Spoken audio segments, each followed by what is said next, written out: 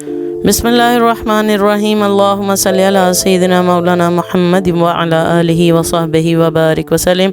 अस्सलाम वालेकुम व्यूवर्स, मैं एक नई वीडियो के साथ आपकी खिदमत में हाज़िर हूँ। इसमें मैं आपको वो इन्फॉर्मेशन दूँगी जो वालिदैन के लिए बहुत ज़रूरी है, और बाज़ दफ़ा हम छोटी छोटी चीज़ों को इग्नोर कर देते हैं जो कि बच्चों के लिए आने वाले वक्त में बहुत ज़्यादा मसाइल का और दूसरों के सामने शर्मिंदगी का बायस बनते हैं। जी हाँ, हम इस वक्त एक हॉस्पिटल में हैं। लाहौर का एक बहुत फेमस ए कैटेगरी का हॉस्पिटल है।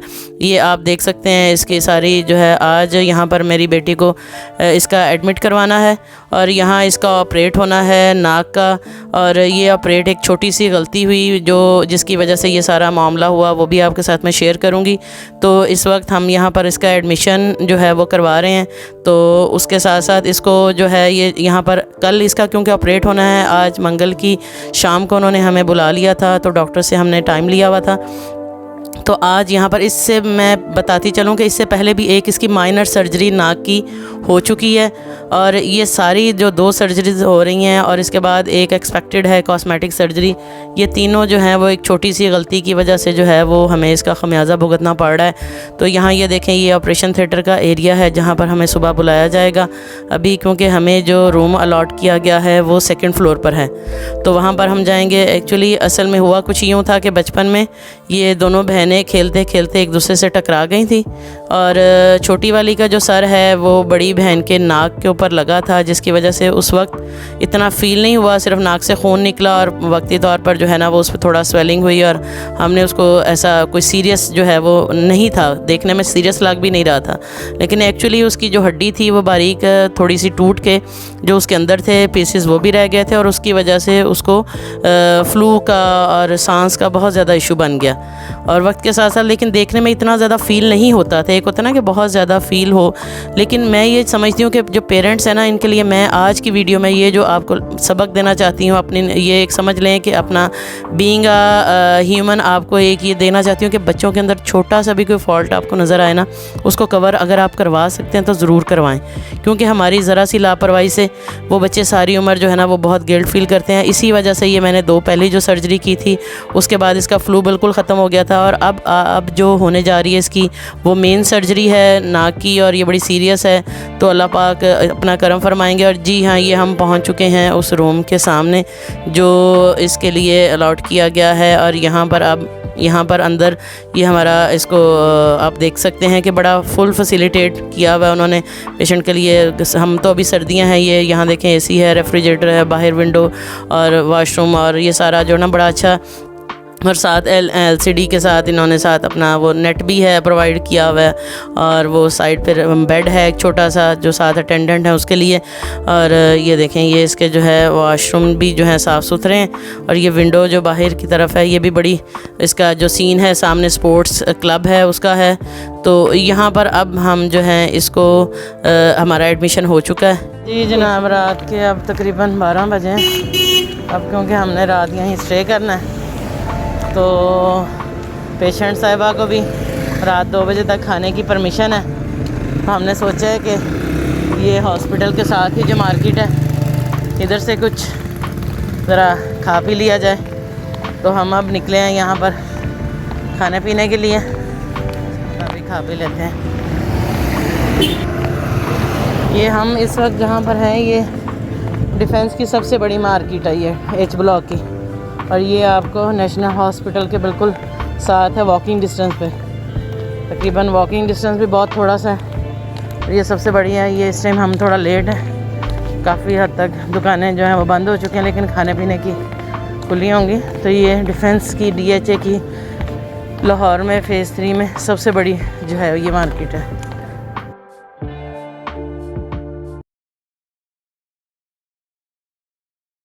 जी यहाँ पे हम पहुँच चुके हैं उस एरिया में जहाँ पर ये सारा जो आप समझ लें कि फूड स्ट्रीट का इसको एक नाम दिया जाए तो वो भी गलत नहीं है। ये सबसे पहले हमने सूप का ऑर्डर किया, और उसके साथ ही हमने चीज़ शवारमा जो है उसको उसका भी कहा, क्योंकि अब आज मेन्यू जो सारा था ये मेरी बेटी ही डिसाइड कर रही थी, और साथ चाइनीज़। ये हम लोगों ने ऑर्डर किए हैं ताकि मैं ये चाह रही थी कि इसको, ये जो ऑपरेशन तो है ही बहुत सीरियस है, मेजर ऑपरेशन है, लेकिन उससे पहले इसको रिलैक्स रखा जाए, मेंटली इसको कंफर्टेबल रखा जाए कि इसको इधर उधर की जो है ना वो स्ट्रेस ना ले। तो इसलिए इसको डिनर जो है मैं रात के ये इतने लेट नाइट करवाया। और उसके बाद जी हम यहाँ पर अब रूम में वापस आ गए हैं। अब यहाँ पर उसका प्रॉपर जो है ना स्टाफ ने शुरू कर दिया है ब्लड लेना, और उसको जो है उसके हाथ पे लगाना शुरू कर दिया है। और एक नीडल क्योंकि पहले इसकी बाजू हिल गई थी, वो उस वजह से नहीं इंसर्ट कर सकी थी, अब दूसरी जगह पे की जा रही है। तो यहाँ से अब बज़ाहिर तो उसे मैं बहुत ज़्यादा मेंटली सपोर्ट कर रही हूँ, लेकिन आपको पता है कि ऑपरेशन का नाम ही एक ऐसा होता है कि, और फिर बच्चे के लिए तो स्पेशली। तो मेरी कोशिश यही थी कि उसको मैं बहुत रिलैक्स रखूं, उसके साथ साथ हर लम्हा गुजारूं, और उसको बहुत ज़्यादा मेरी तरफ से सपोर्ट हो कि वो इस चीज़ों को बहुत ज़्यादा कम फील करे। और उसके लिए मैंने उसे यही कहा था, और यही मेरी थी कि आप बस दरूद पाक पढ़ो। तो जहाँ पर माँ बाप भी पीछे रह जाते हैं, वहाँ पर दरूद जिन पर पढ़ा जाता है वो हमारे साथ होते हैं, और उनकी कंपनी हमारे साथ होती है। तो इस वजह से अब यहाँ पर देखें ये व्यूवर्स, अब यहाँ पर रात को गुजार कर हम सुबह का दिन आ गया, और वो बड़ा सख्त था जब हमें आकर उन्होंने कहा कि आपको शिफ्ट किया जा रहा है प्री ऑपरेशन में। अब यहाँ पर प्री ऑपरेशन से पहले, यानी कि ऑपरेशन से पहले यहाँ पर इसको एनेस्थीसिया वगैरह कुछ नहीं अभी, तो यहाँ पर इस रूम में आकर इसको जो है इन्हेलर वो दिया हुआ था। और ये जी यहाँ पर आ गई हैं ऑपरेशन के बाद, ये ऑपरेशन के बाद यहाँ पर आ गई हैं, और ये पोस्ट ऑपरेशन वार्ड है। और यहाँ पर अभी ये बेहोशी की हालत में है, क्योंकि ऑपरेट के बाद अभी उसकी प्रॉपर जो है ना वो उसको होश नहीं है, लेकिन फिर भी वो ये कह रही हैं, देखें कर लो ना ऐसे, चलो आराम से सो जाओ।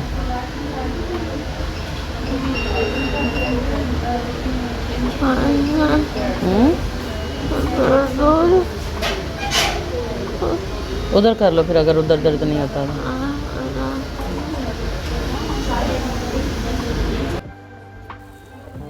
जी यहाँ पर ये नीम बेहोशी हालत में बस यही कहती जा रही है कि मुझे दर्द हो रही है, मुझे दर्द। ज़ाहिर है मेन सर्जरी, और 2.25 घंटे की ये सर्जरी थी। यानी वहाँ पर जहाँ पे इसको एनेस्थीसिया किया उन्होंने, और सारा जो है वो किया, उससे पहले हमें मेरे सामने इन्होंने एक आखिरी वो इंजेक्शन लगाया था, उसके बाद उसको होश नहीं रही थी और अंदर ले गए थे। और उसके बाद 2.25 घंटे के बाद, यानी कि 10 बजे ये अंदर लेके गए हैं, और 11:15 बजे हमें इतला आई है कि आप उनको आकर उस पोस्ट जो ऑपरेशन वार्ड है उसकी तरफ आकर उनसे मिल सकते हैं। और यहाँ पर हमें 4 से 5 घंटे रहना था, लेकिन कुछ इसकी तबीयत की वजह से तकरीबन ये 11:15 बजे का ऑपरेशन हुआ, 6 हमें यहीं पर बच गए थे, और यहाँ पर उन्होंने इसको रखा, और उसके बाद हमें रूम में यहाँ शिफ्ट किया। जी हाँ, 6 बजे के करीब हम लोगों को यहाँ रूम में शिफ्ट किया। उस दौरान मैं अपनी नमाज़ों को अदा करने के लिए सिर्फ वहाँ से निकली हूँ, एक अटेंडेंट पास रह सकता था, मैं इसके पास रही हूँ। अब उन्होंने कहा है कि इसको 2 से 3 चम्मच जो हैं सूप के पिलाए जाएँ, ताकि उससे जो है वो उसके गले के अंदर, क्योंकि बहुत ज़्यादा तकलीफ़ थी, वो इन्होंने एनेस्थीसिया जो दिया था उसकी जो मेरा ख़्याल में उसकी वजह से जो है ना गला अंदर से, आपको पता है कि वो एक ऐसा तकलीफ़ दे मरहला होता है, ऑपरेशन के साथ साथ एनेस्थीसिया का मरहला बहुत तकलीफ़ दे होता है।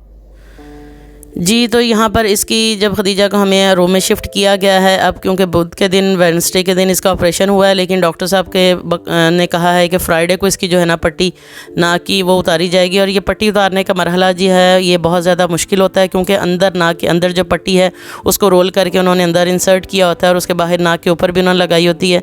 तो जी अल्हम्दुलिल्लाह फ्राइडे वाले दिन जो है सुबह डॉक्टर साहब खुद आए, और उनका राउंड तो होता रहा गाहे बगाहे, और स्टाफ जो है उसको पेन किलर्स लगाती रही हैं। ये 2-3 दिन पेन किलर पे ही इसका जो है वो टाइम स्पेंड हुआ है, क्योंकि बहुत ज़्यादा तकलीफ़ थी इसको 2-3 दिन से। फ्राइडे को उन्होंने हमारी ये पट्टी रिमूव किया, और उसके बाद हमें डिस्चार्ज किया। लेकिन इसके साथ साथ 1 हफ़्ते के बाद इसके नाक के अंदर जो 2 उन्होंने प्लास्टिक की प्लेट्स रखी हैं उनको रिमूव करना है, और वो नेक्स्ट जो है सैटरडे, यानी कि एक तो कल सैटरडे है, नेक्स्ट सैटरडे जो है हम आके वो रिमूव करवाएंगे।